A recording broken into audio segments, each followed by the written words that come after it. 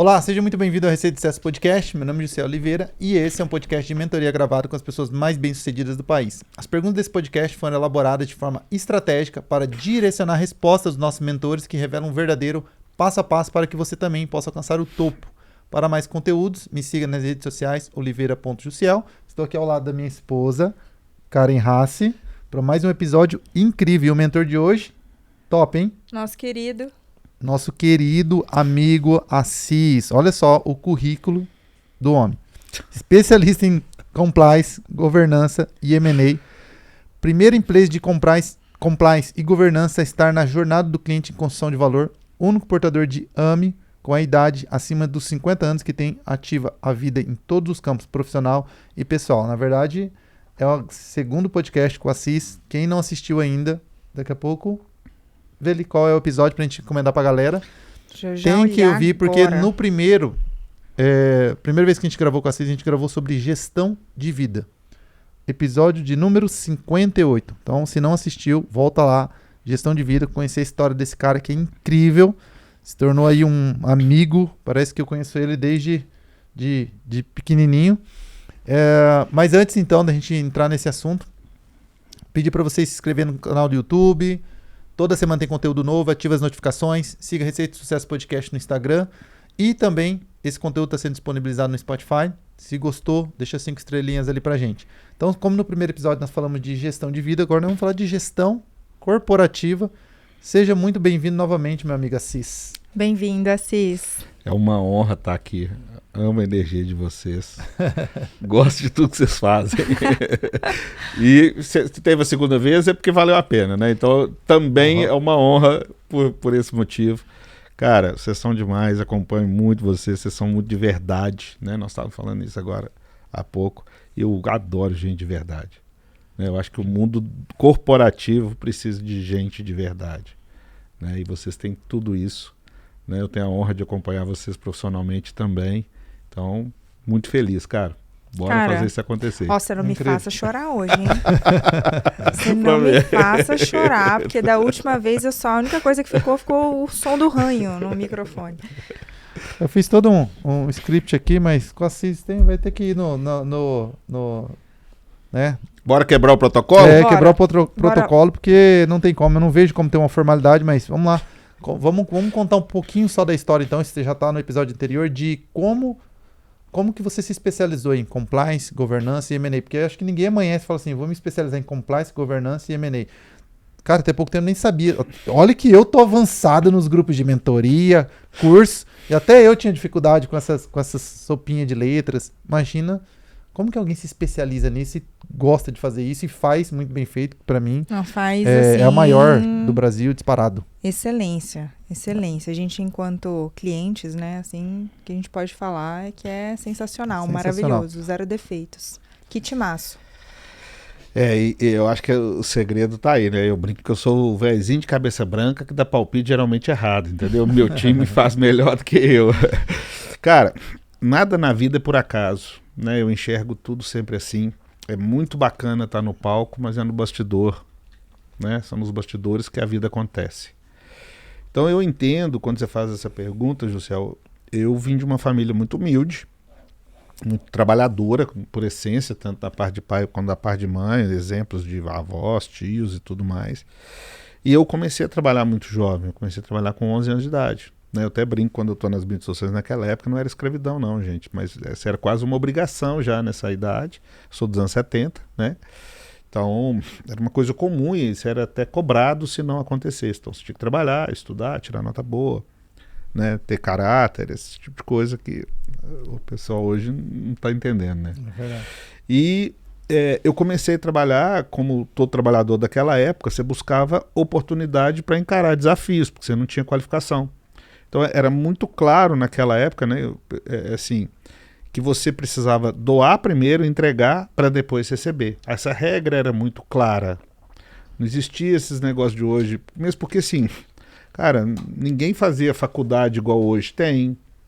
Era um mundo muito separado. Quem tinha ginásio já era uma formação, quem tinha um curso técnico de segundo grau já era o cara de mercado. né? As relações disso eram, mesmo porque precisava de muita grana para fazer a universidade, era um negócio de raras, né? Então, com 11 anos, eu comecei a trabalhar numa indústria moveleira, que lá eu tinha algumas tarefas, dentre elas lavar o chiqueiro, cuidar do chiqueiro, lavar banheiro da área operacional, e fazer café, essas coisas. E por incrível que pareça, cara, eu fazia com muita dignidade. Eu era feliz de ir trabalhar. Não tinha vale transporte, não tinha vale refeição, levava marmita. E aí você começa a entender uma regra do jogo. Primeiro, como eu estava muito próximo da área operacional, da indústria mesmo ali, né, daqueles profissionais que estavam ali na indústria, eu entendi, primeiro, porque você criava know-how, porque todo mundo queria fazer bullying, né, cara? Porque você era o mais novinho, né, tu mais velho e tal. Mas em contrapartida, quando eles viam que você era responsável, que você buscava entregar, eles também doavam. Vou dar exemplo. A gente comia de marmita, umas marmitas antigas que tinha de alumínio, e eles faziam um tripé para mim na madeira com álcool para esquentá-la. Então eu fui entendendo que é o seguinte, quando você aprende a servir, quando você aprende a tratar bem e tal, aquilo tem um retorno, né? Mesmo em ambientes mais pesados, mais durões, que, né, era um ambiente bem duro e tal.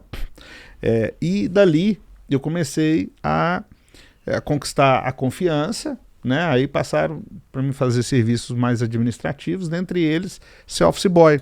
Office boy para a turma mais nova é o motoboy sem moto. Né?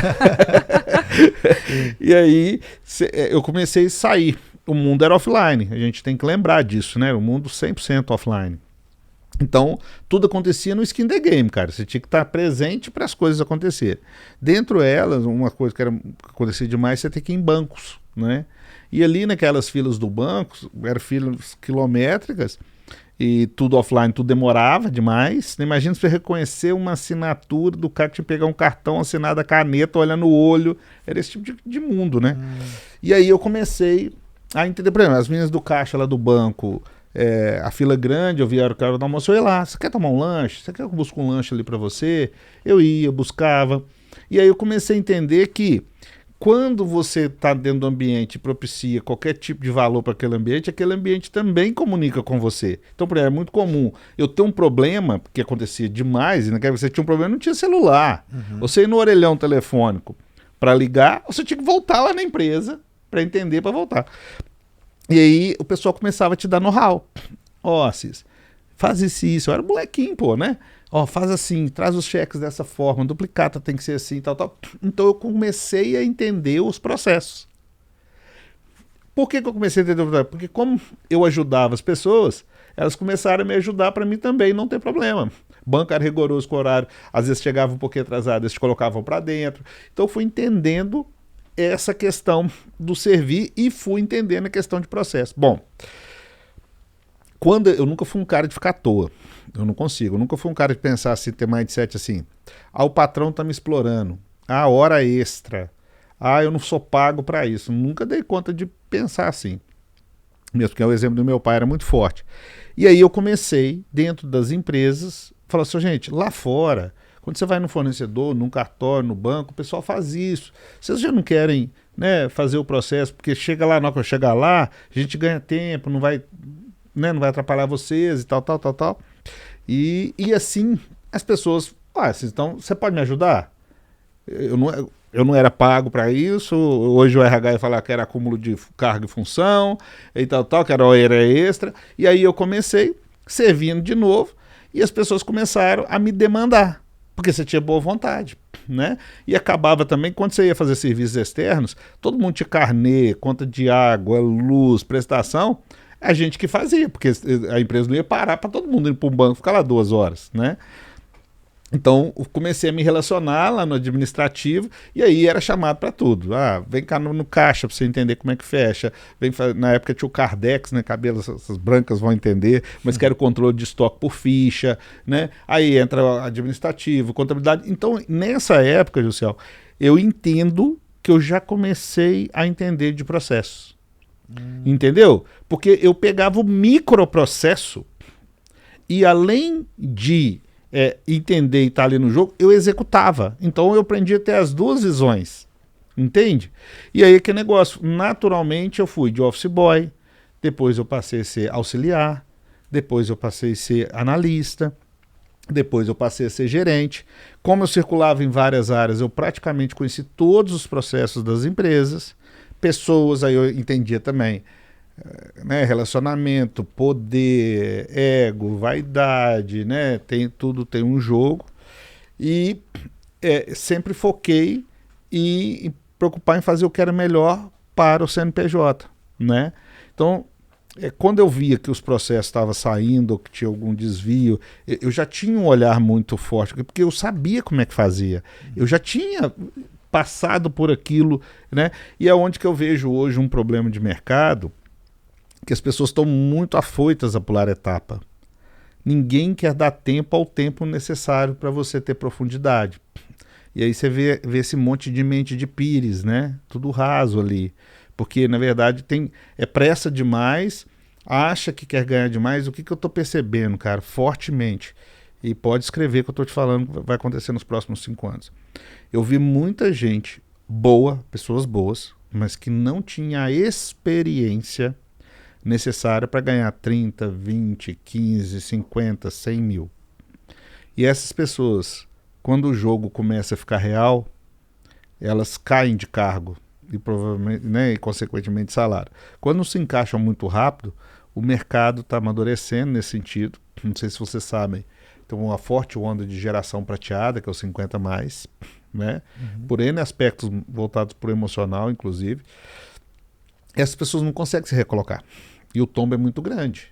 Por quê? Porque elas fizeram o seguinte: 0, mesada, 20, 50 mil. Cara, tá errado. Entende? Aí não tem a profundidade para na hora que o jogo fica grande, né? Quando você passa e você tem tempo daquilo, primeira coisa, eu defini rápido a minha carreira. Porque como eu fiz tudo, eu tive como experimentar, entender o que eu tinha afinidade, o que eu gostava, e eu peguei a minha carreira de formação acadêmica em cima daquilo que eu já estava me propondo, que foi a área administrativa financeira. Na minha época tinha cursos técnicos maravilhosos, que você aprendia profundamente as coisas, né? Então eu já fiz minha carreira, eu já fiz o curso técnico em ciências contábeis, em contabilidade, depois já fui fazer ciências contábeis, depois eu já fui fazer especialização em contabilidade avançada, auditoria, controladoria, depois eu fui fazer MBA, né, em M&A, depois pós-MBA em valuation, EBITDA, variação de mercado. Você está me entendendo? Eu já fui trilhando porque eu fui entendendo aquilo que eu tinha afinidade, porque eu me permiti ganhar meio salário mínimo. Então sempre foi assim, meio salário mínimo, 1,5, mas eu nunca voltei para trás. Né? Nunca voltei para trás. E aí, ao longo dessa jornada, eu entrei ainda jovem para uma empresa familiar, que era um grupo, né? Um grupo que trabalhava bem na área de logística, construção civil de alto padrão, depois nós levamos o agronegócio. E lá dentro eu tive uma outra experiência muito importante, que foi conviver num ambiente familiar de tomadas de decisões. Então era 7 filhos, pai e mãe. Eu brinco, eu recebia 9 ordens do amanhecer ao pôr do sol, né?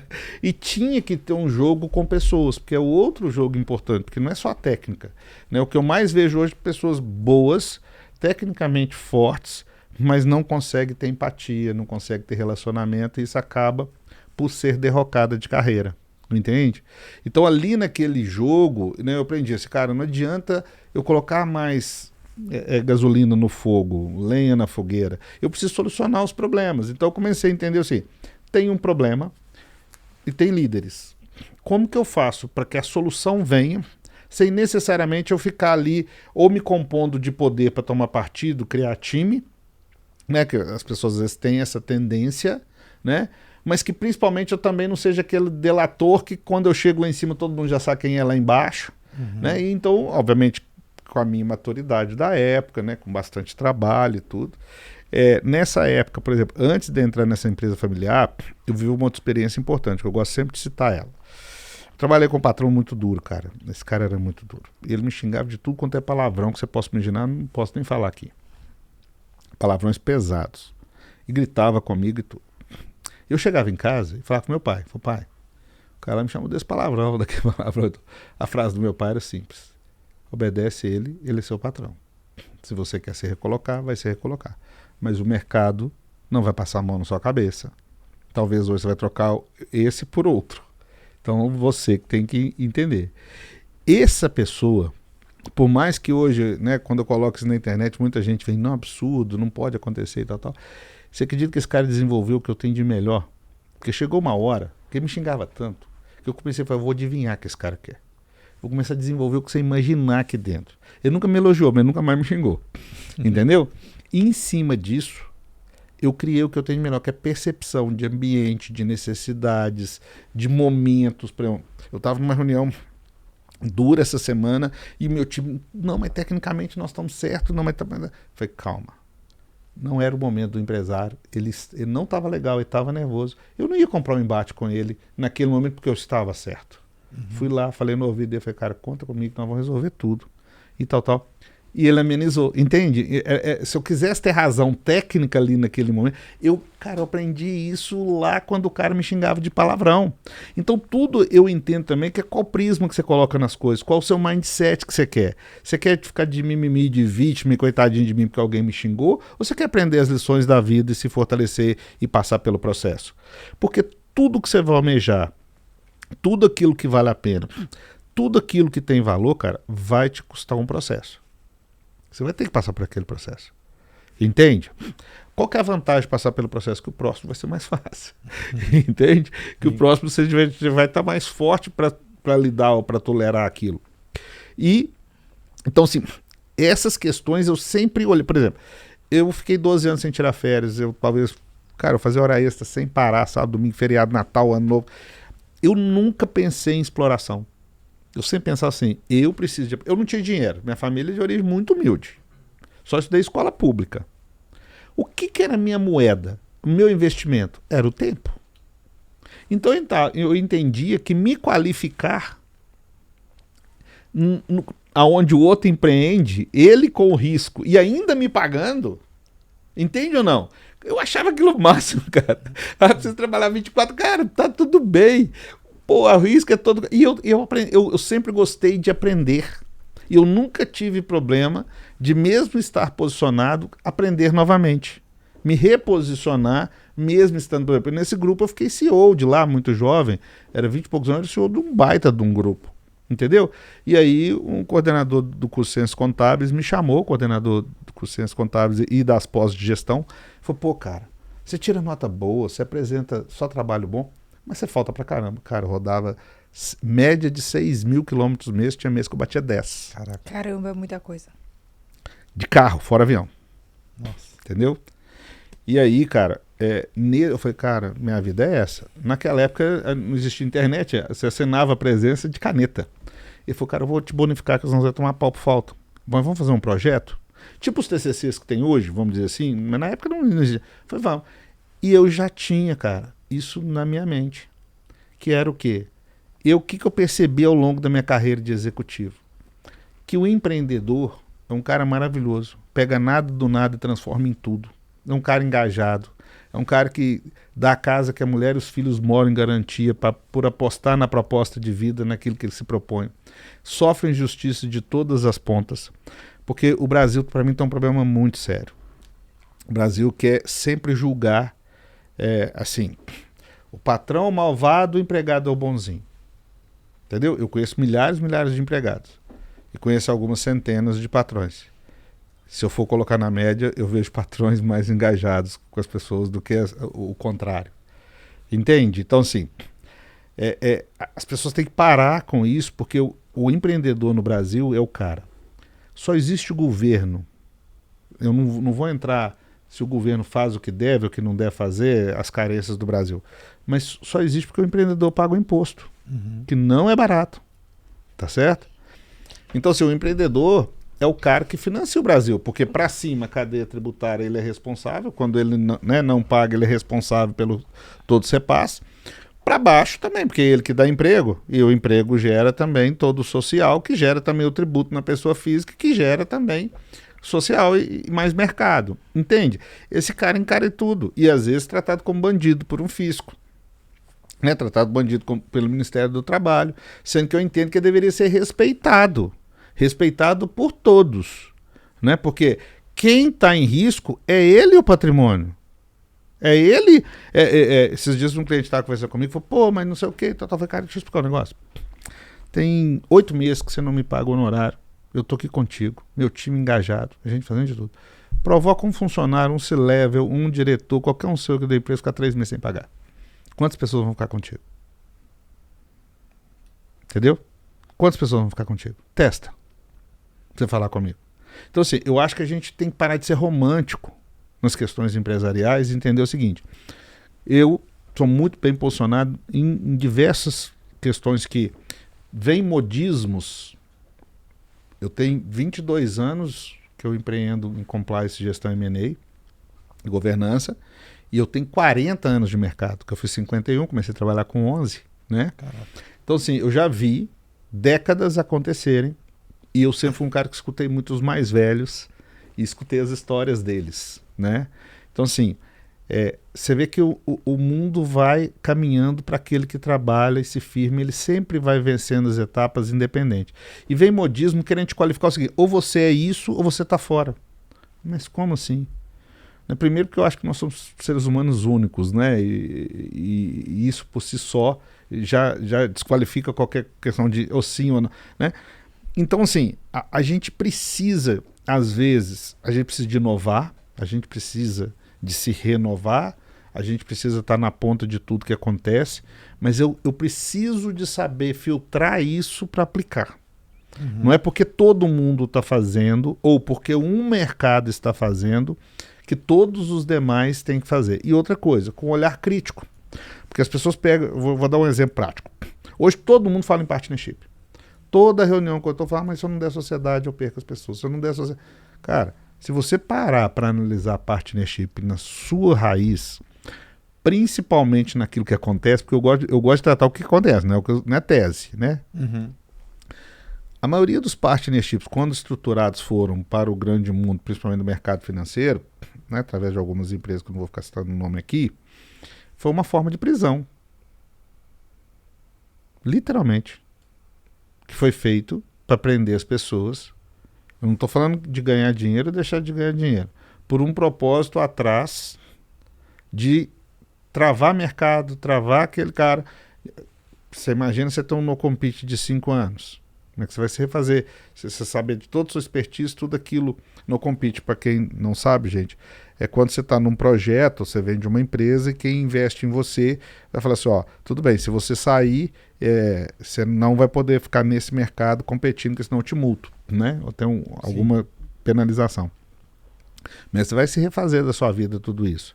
Então, assim, o Carlos Busch, que é um cara que eu admiro pra caramba, a gente discute muito isso lá com ele. Até onde isso é um incentivo ou até onde é uma prisão. Entendeu? E outra coisa, pega dos que deram certo, pega dos que viraram.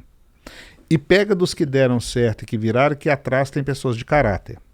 Porque esses dias, lá no nosso grupo mesmo, esses dias eu vi uma pessoa citando um exemplo. Poxa, para mim, é um cara, um empresário que a vida toda foi contra o mercado, só fez operações que prejudicou muita gente. Tudo bem que ele é uma referência, é uma das maiores empresas do setor, mas acabamos de passar por uma fraude gigante de uma das empresas dele, e eu não quero esse cara como referência. Você está me entendendo onde que eu quero chegar? Então, assim, por mais que ele seja grande em business, para mim ele não é uma referência.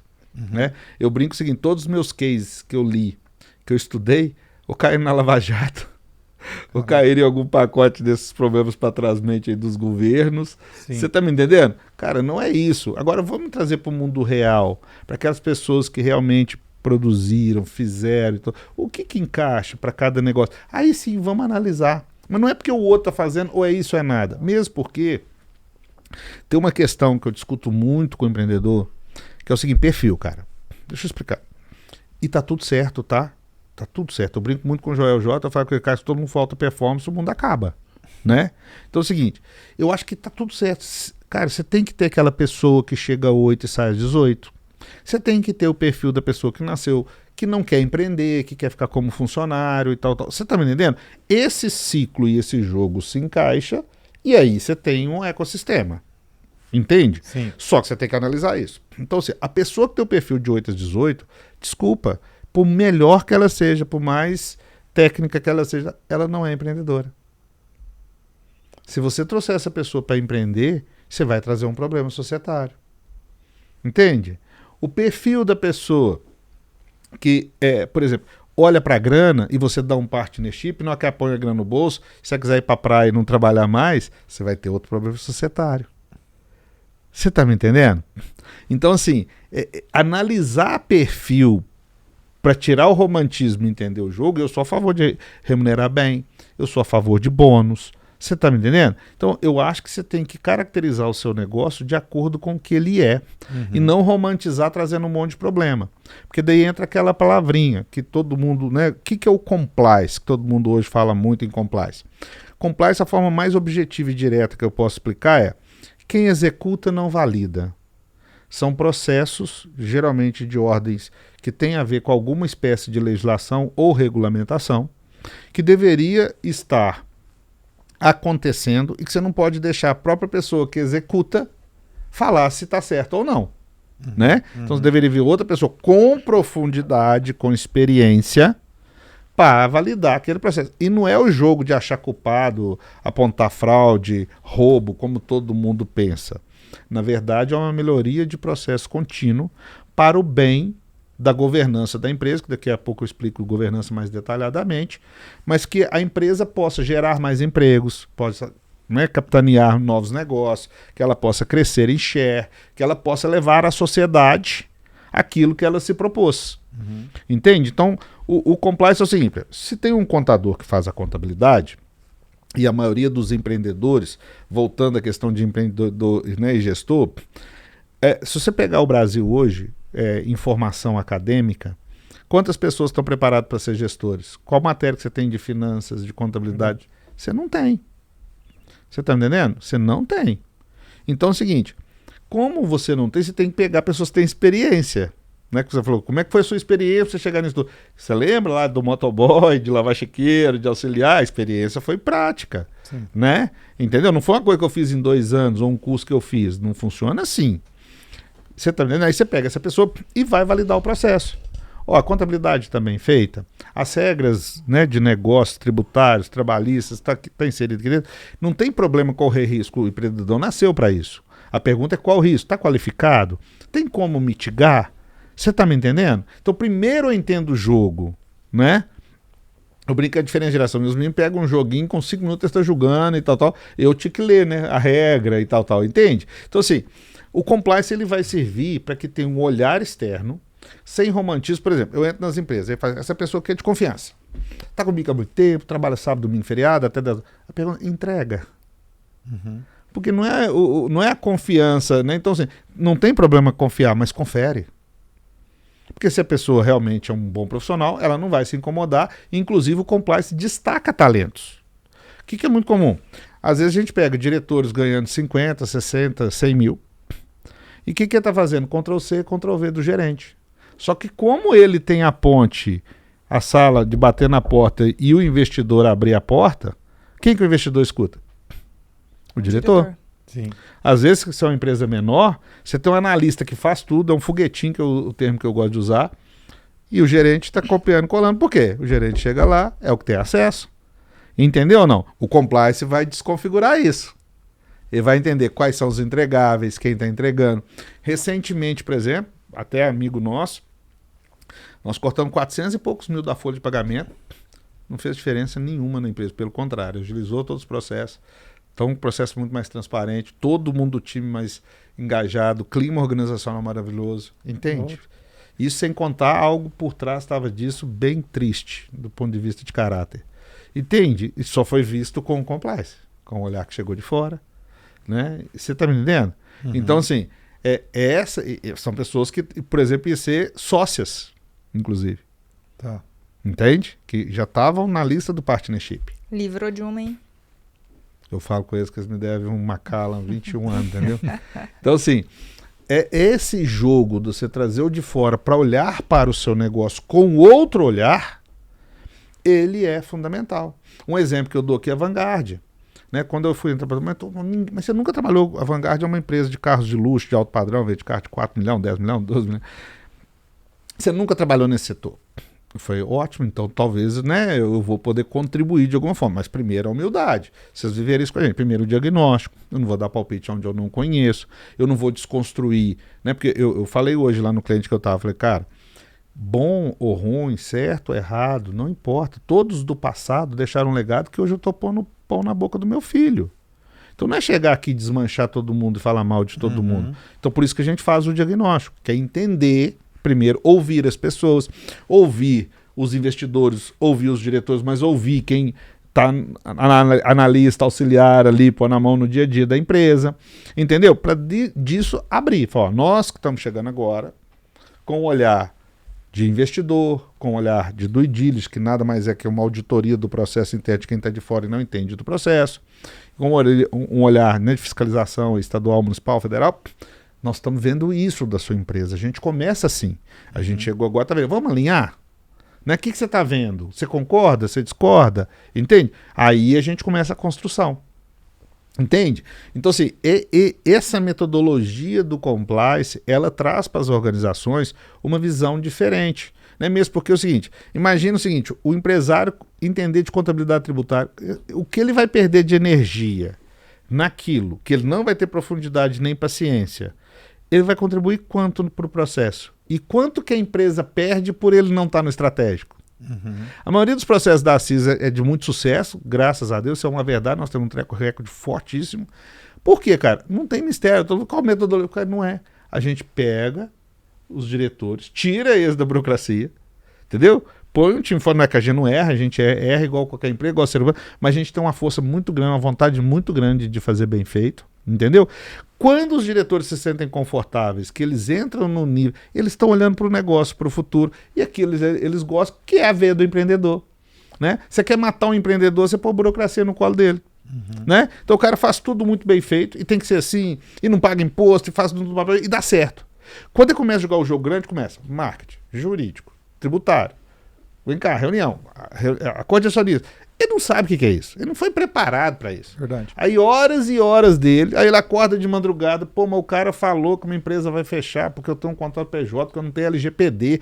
Você tá me entendendo? Ele nem compreende isso bem. Entende? E aí ele não tem energia para no outro dia encantar o cliente, fazer o produto dele acontecer, buscar inovação, fazer network. Entende? Tá errado. Tá errado. A parceria, né, da gestão com o empreendedorismo é que é fundamental. Entende? E você pode ter um time massa, onde o compliance vai qualificar, vai melhorar continuamente, né? Mesmo porque as empresas hoje são muito enxutas, ninguém tem funcionário de reserva no guarda-roupa ali, né? No armário, troca ou põe. É um processo. O RH hoje está passando por processos muito sérios. Eu falo, cada dia que passa, entrevista, currículo, disque, essas coisas, significa menos. Você tem que pôr o cara para trabalhar para você sentir. Tá ficando complexo. Então é bom você também ter um backup, mas talvez é melhor você ter um backup mais barato. Então começa a investir no que eu fiz. Tem auxiliar, mas um auxiliar que vai cuidar de administrativo, financeiro, tal. Outro auxiliar que vai cuidar de supply chain, de cadeias, porque dilui, não fica caro, né? O empreendedor consegue. E esse auxiliar pode ser o analista de manhã, que o analista pode ser o gerente. Eu falo assim, você constrói pelo alicerce, pela fundação. As pessoas querem trazer esse level. Aí você vai pôr o telhado primeiro? O que o C-Level vai fazer numa empresa onde não tem dados e informações qualificados para tomar decisão? Vai tomar decisão errada. E o cara, geralmente, por perfil, e volta a assistir, não está certo nem errado, é o papel dele. Ele não está ali para descer, para conciliar banco, para ver se a compra está certa, para ver se o código tributário está correto. Você está me entendendo? Entende? Então, assim, a empresa precisa de ter essa transformação. Eu quero pôr um telhado legal, e tem que acontecer, vai chegar uma hora que isso tem que acontecer, e aí eu vou fazer o link à governança. O que é a governança? A governança é um processo onde você protege a empresa, inclusive do próprio dono. Inclusive do próprio investidor, e inclusive dos próprios C-Levels. Porque tem gente que entende que governança, o C-Levels está fora. E não, eles estão dentro, eles têm que ser averiguados, qualificados e acompanhados, né, para saber resultados daquele investimento que está sendo feito neles. Então, a governança ela vai cuidar do aspecto seguinte: qual que é o pior inimigo para um negócio? Vocês saberiam apostar? Societário. Todo mundo acha que é o tributário. Se você for fazer um investimento na sua empresa, trazer um fundo, ou trazer investidores qualificados, A DUI mais profunda, que todo mundo acha que é a tributária, é a societária. Você sabe por quê? Imagina vocês dois, dando vocês dois como exemplo. Eu sei que vocês são um casal lindo, tá? Amorosos, tá? Por favor, público. Mas imagina assim, se amanhã vocês têm uma desavença e isso vira emocional. Qual a chance de eu pôr dinheiro no seu negócio e esse emocional sobrepor o profissional? Você está me entendendo onde que eu quero chegar? O risco é muito alto. Então, gente, põe um negócio na cabeça. Quem fala isso ao contrário, eu estou vendo muito advisor, muitas empresas de governança falar porque quer tomar o dinheiro de vocês e é mentira. Ninguém põe dinheiro onde tem problema societário, você pode tomar o melhor negócio do mundo. Você pode minerar ouro do chão. Ninguém põe. Hoje a Assis é procurada por muitos compradores. Eu vou falar que hoje eu sou praticamente 50-50. Tem muita gente que me procura para comprar empresas. E eu sei o que esses caras tratam aqui. E quesito número 1, sine qua non, inegociável. Guerra societária, a gente não entra, salvo se for comprar 100%. Entendeu? Então, assim, essas questões a gente precisa de entender. Então, o sócio tem que estar alinhado, tem que ter objetivos. Então, não adianta você não tratar top-down. Porque você acha que a equipe não vai perceber o clima, a equipe não vai perceber time. Você entra dentro das empresas, tem 3 times. Do sócio 1, 2 e 3. Cada um julgando para o lado, ao invés de criar sinergia para fazer crescer, quer mostrar que o outro é errado. Você entende como é que essa reviravolta, e se você não tem uma governança, alguém que tem autoridade e que não vai falar ali porque está recebendo honorário, né? Porque eu entendo que quem está na governança tem que ter posicionamento. Tem que ser um cara que vai... Você vai colocar seu contrato em risco todos os dias. Eu falo com meus clientes assim, cara, o que eu ganho por falar o que você não quer ouvir? O que eu ganho por comprar uma briga com você? Você tá me entendendo? Você tem que ter, no mínimo, um mindset pensar assim, pô, esse cara tá querendo me provocar de alguma forma. Porque eu só perco. Você pode cancelar meu contrato amanhã. Sim. Você tá me entendendo? Se eu tô colocando tudo isso em risco, é porque tem um motivo. Né? E outra coisa, governança trata fatos. Não pode ser fala. Eu vejo um monte de mesa de governança que tá todo mundo... fulano falou, que eu acho. Eu falei, opa, peraí. Qual dado que você tem?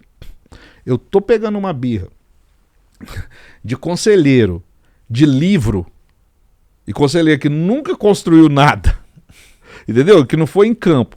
Eu falei com o conselheiro, falei, cara, as pessoas têm uma mania de chegar, isso é um pacote de mercado, de enganar bobos ou pessoas que querem ouvir, né? O que lhes aprazem, mas não quer entender o que é o jogo. Não, vamos rever todos os contratos, vamos cortar, porque daí que o cara fala com você, eu vou entrar na sua empresa, eu vou cortar um monte de despesa, então o seu budget já está ali, então eu não custo nada para você, você pode me encaixar. Entendeu ou não? Beleza. Ele vai lá, olha os contratos, e fala, corta 15%, 20%, tal. Beleza. Só que ali atrás pode ter um fornecedor, por exemplo, que o cara inclusive está tendo margem negativa, o conceito tanto que ele dedica a você. E quer ter um processo importante dentro da sua empresa. E que lá atrás esse cara te deu a vida dele para você estar bem. E você vai desqualificar isso?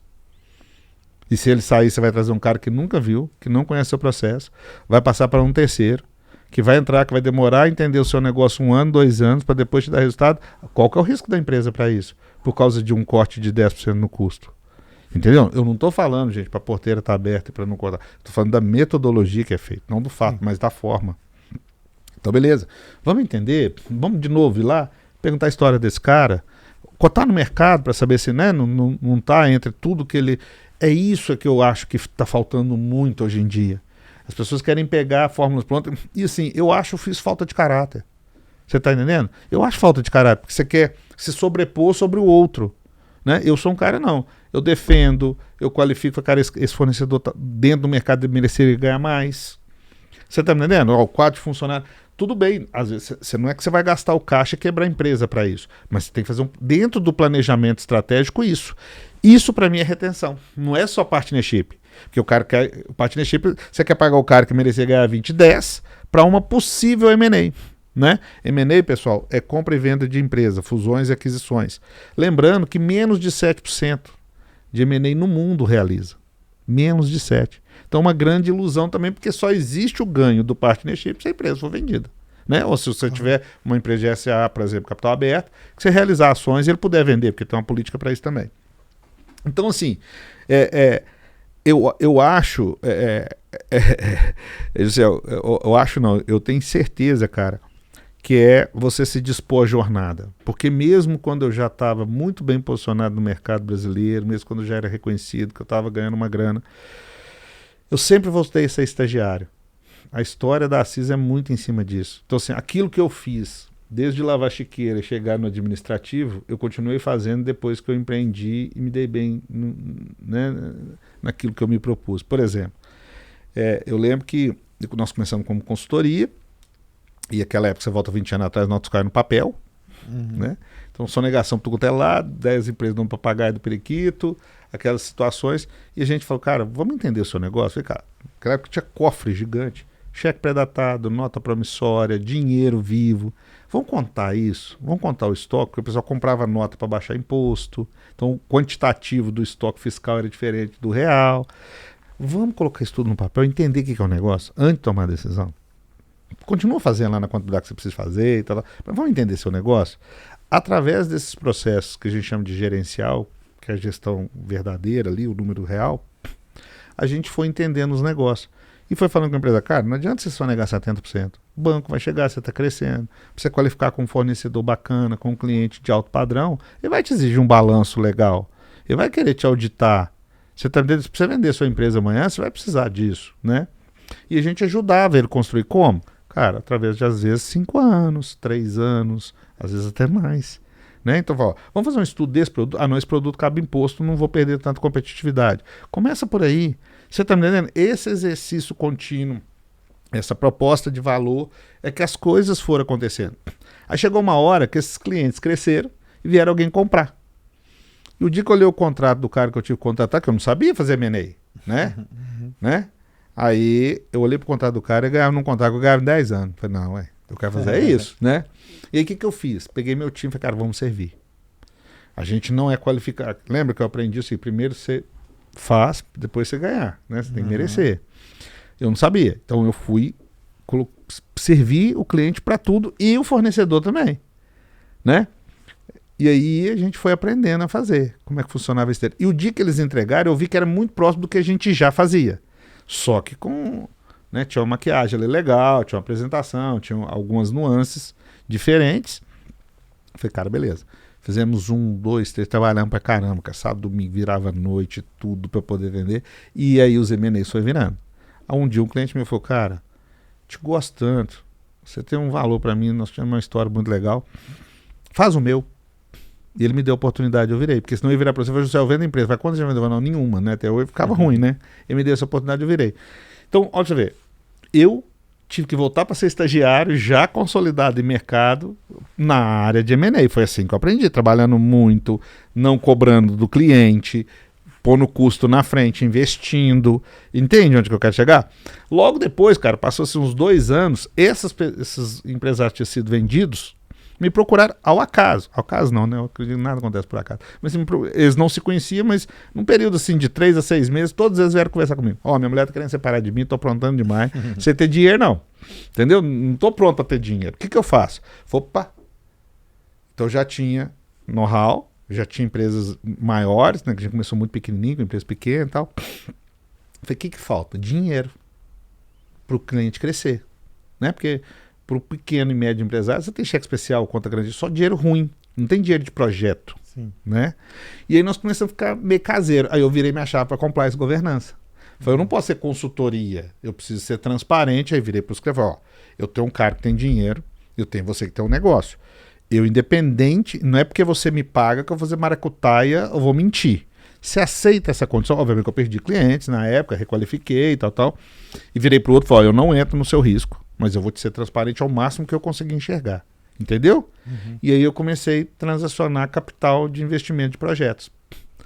De novo, começamos a fazer assim, de forma incipiente, errando e aprendendo. Onde que eu tive a oportunidade de conhecer o mundo de fundos? Né?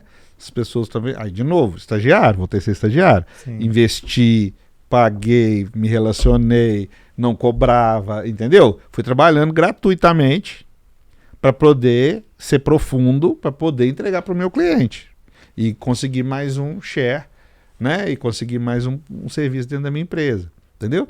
Até que chegou, que eu entro para o mundo digital ali, que eu achei que eu estava ficando velho, Assis também, e fui chegar próximo do mundo digital. De novo, sem saber nada, perguntando tudo, não sabia que é LTV, que é CAC, que é sopa de letrinha, mas com muita humildade, né? Tive a oportunidade de conhecer até onde nós chegamos, que nós nos conhecemos, essa turma toda. E aí fui me qualificando nisso também. Entende? Então eu entendo que a gente é um eterno recomeçar. Claro. Nesse sentido de inovação, de qualificação. Se você tiver, agora eu estou aqui, sou bambambam e tal, não preciso de mais nada, você vai perder uma grande chance na sua vida de poder dar o próximo passo para os seus 10 anos, 5 anos que estão por vir. Entende? Então, assim, a história profissional foi muito feita o seguinte. Então, eu era empregado, trabalhava, fazia hora extra, não ganhava, não tirava férias, porque eu tinha que investir de alguma forma para me qualificar. A forma que eu tinha era o tempo. Então, primeira virada de chave, tive oportunidade de fazer menino, como é que eu tinha que investir para mim? Eu sempre tive que aprender primeiro, investir tempo, depois dinheiro, para poder gerar valor para o mercado e ser reconhecido por isso, entende? Sim. E eu acho que hoje falta muito disso no mundo empresarial. E aí, a gente tem uma bandeira dentro da Assis muito forte, que é voltado para projetos sempre com ética, então assim, eu posso até não saber, mas tudo que a gente alcança, que a gente tem percepção, que é fake, ou que não vai gerar valor, ou que tem alguma intencionalidade errônea por trás daquilo, a gente sai, a gente não fica, né? Os nossos projetos são muito transparentes nesse sentido. A gente tem um lado humano muito forte. Eu sou durão na gestão, mas eu brinco, o time fala assim, enquanto o Assis estiver bravo e xingando é porque gosta da gente. Quando você calou, prepara para o RH. Entendeu? Porque eu entendo que você tem que lutar por aquelas pessoas, mas as pessoas também têm que entender que você está investindo seu tempo nelas. Sim. Né? Eu acho que, por exemplo, quando você contrata os nossos serviços, põe lá dentro da sua empresa, quanto que seu time está sendo qualificado? Muito mais que qualquer MBA, do que curso, porque está, além de aprendendo a técnica, transformando ela em prática. Coisa que muitas vezes academicamente ou um curso você vai fazer, você não vai ter essa oportunidade. Então ali você está gerando e qualificando pessoas mais profissionais para o mercado. Quanto que vale isso para eles? Quanto que o ticket deles aumenta? Qual que é o problema? Esse tem mindset diz. O que o cara acha? Ah, tem um cara que me vigiando, que eu complaço, que me pede todas as coisas. Você está me entendendo? Sim. Então assim, as pessoas não entendem muitas vezes a oportunidade que tem dentro do processo que já está ali e que você está pagando.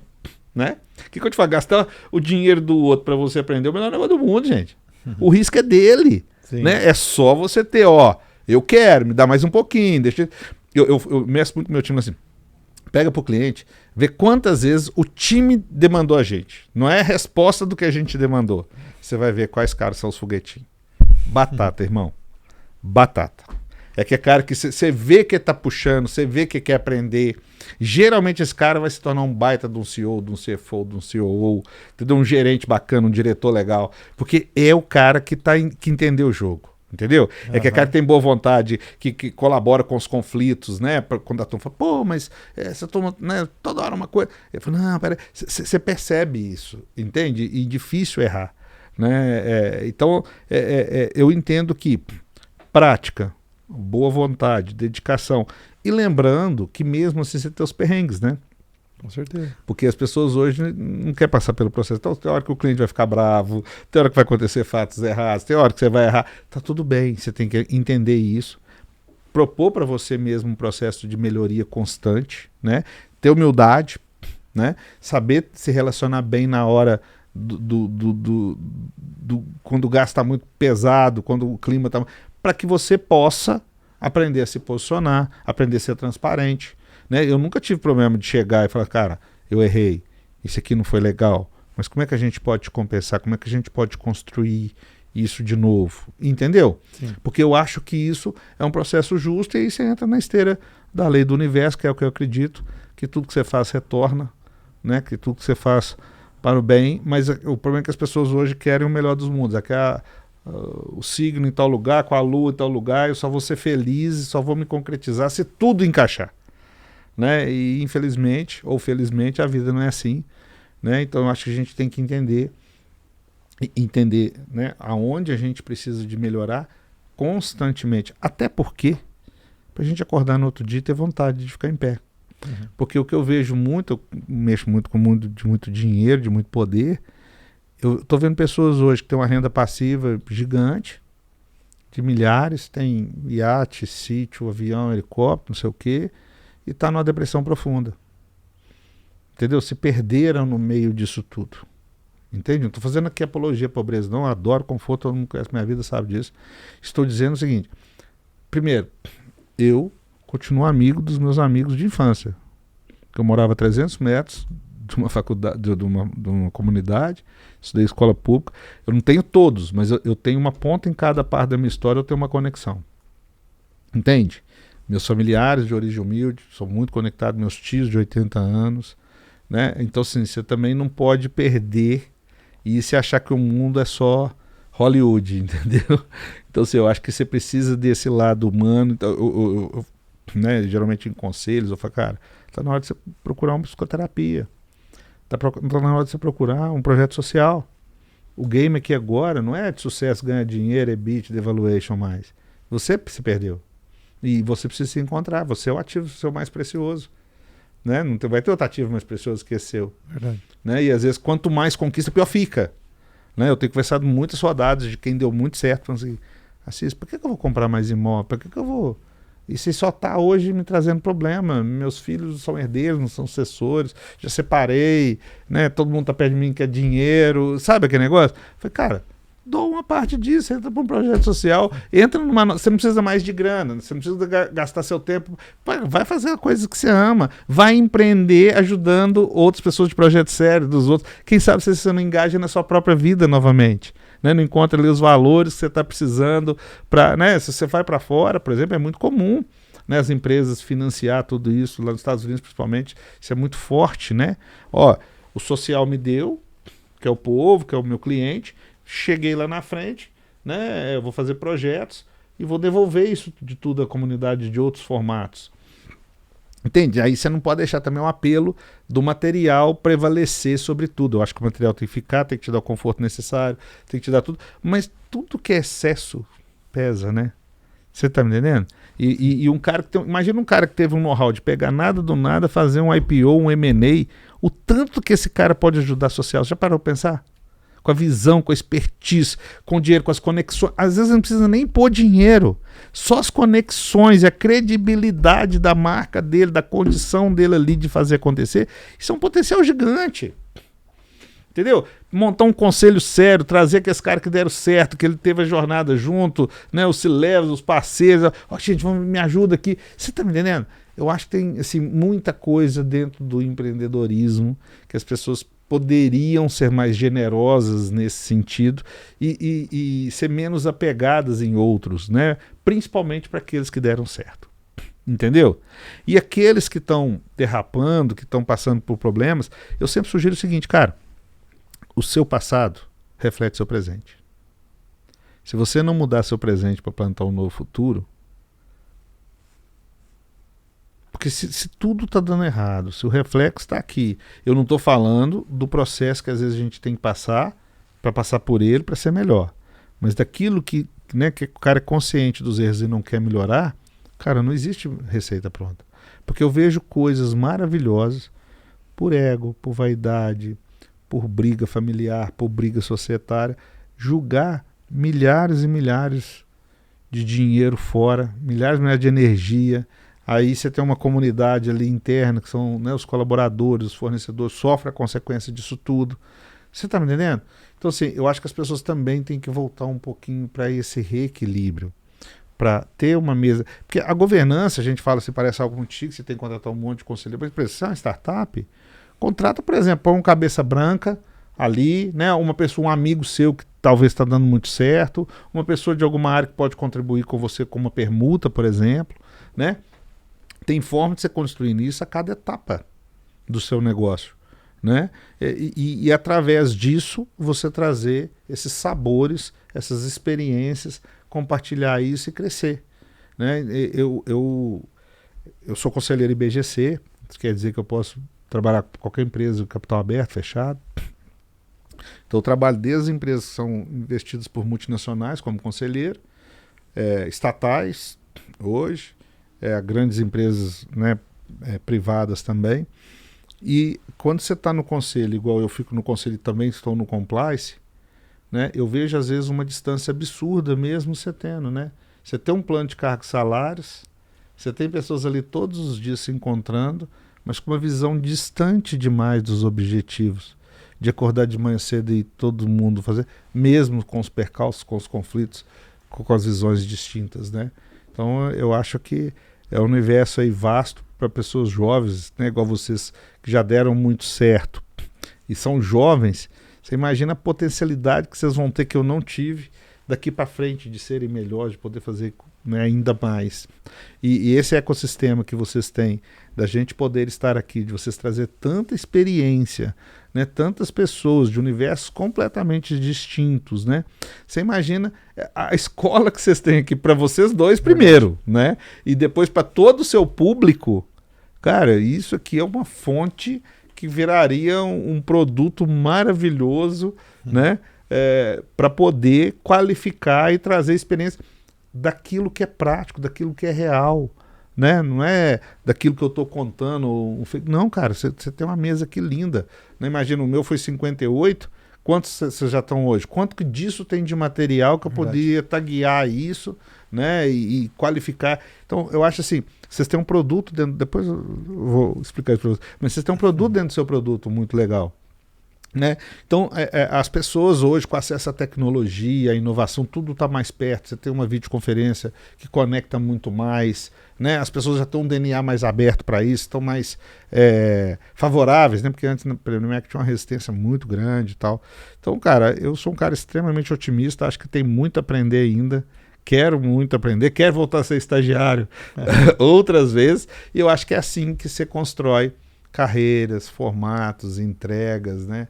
É através dessa história de você ter gratidão por tudo aquilo que você passou, por você se dedicar, né, àquilo que você se propõe, né, de ser feliz nesse meio do caminho, mesmo seja micro momentos ou micro milagres ou micro felicidades, né, de conexões, conectar muito com pessoas, né, porque eu falo assim, que você é um cara que senta com gigantes? Você já imaginou o seu ativo não tangível é muito maior do que o seu ativo tangível. O fato de você poder sentar em diversas mesas e poder fazer as negociações, quanto que isso vale? Verdade. Você está me entendendo? Que às vezes se eu somar carro, o escritório, a carteira de cliente ali, não é tão grande quanto isso representa na potencialidade dentro do seu ecossistema. Entende? Então assim, mas por que você fez isso? Quantas horas você está aqui hoje? Quanto tempo da sua vida? Vocês estão afastados dos filhos? Né? Você está me entendendo? Então, assim, eu falo que a vida é sempre essa permuta, né? Você vai abrir mão disso para aquilo, mas você já está fazendo isso pensando também em plantar sua melhor semente hoje para o seu futuro, né? E as pessoas precisam perceber isso, né? Pessoas de verdade igual vocês precisam ser vistas, vocês precisam contar das histórias. Maravilha. E seu abraço, seu beijo. No episódio 58 a gente falou de gestão de vida e falamos, agora nós vamos falar o próximo sobre gestão corporativa e foi uma aula, né? Passamos ali por todas as fases, né? Desde a fase do compliance, a importância da governança, até se preparar para um M&A, né? Deixar uma empresa ali robusta e bem preparada para ser, quem sabe, um dia vendida para um IPO. Cara, incrível. Aproveitar, dizer que esse podcast tem um patrocínio da Monteu Investimentos, está pensando em diversificar sua carteira com segurança. A Monteu é a maior especialista em alavancagem através de carta de crédito e consórcio imobiliário, onde você tem duas grandes possibilidades. A primeira é lucrar com a venda da cota após a contemplação. Você define valores de aportes mensais. A Monteu vai fazer uma gestão estratégica. Quando você é contemplado, você pode vender essa carta, realiza o lucro e não paga mais parcela. Ou você pode optar por investir no mercado imobiliário sem descapitalizar, utilizando de capital de terceiros. Você compra o imóvel, aluga o imóvel com o valor do aluguel, paga o valor da prestação. É uma maneira de você construir patrimônio, que quando terminar esse investimento, você vai ter um patrimônio valorizado, te gerando renda passiva vitalícia. Chama o Monteu Investimentos, fala o que eu vi no Receita e Sucesso Podcast, para você ter acesso a uma consultoria gratuita e personalizada. Aproveita, recomenda esse podcast, manda para os amigos, familiares, vamos compartilhar esse conteúdo e siga também a gente nas redes sociais, oliveira.jussiel. @Harenhassi. Como? Karen Haas. Eu preciso mudar esse arroba, né, gente? É muito difícil, a pessoa vai ter que ir lá pesquisar. Assis, meu querido, onde as pessoas podem te achar? Cara, tô nas redes sociais, né, no arroba, né? Assis_gestão. Também tem outras redes, o YouTube da gente está crescendo bastante, está fazendo um trabalho legal lá. E aí junto ao cliente, junto, né, aos networks, sempre trabalhando, conhecendo pessoas, se diversificando aí para essas inovações que estão acontecendo. Maravilha, meu amigo. Ó, aconselho demais a seguir o Assis ali. Acompanhe ele diariamente. Conteúdo riquíssimo, né? Para poder degustar um pouquinho mais sobre, né? Tanto conhecimento aí de várias áreas possíveis. Agradecer novamente ao Assis. Obrigado mais uma vez pela mentoria, pelo tempo. tempo. Seu tempo é caro. Verdade. Prazer, Cara, viu? Receber Estar com novamente. vocês aqui é um investimento de vida. Sempre quando eu estou aqui, eu estou muito feliz. Obrigada. Obrigado, Assis. Valeu, gente. Até o próximo episódio. Tchau. Tchau, tchau.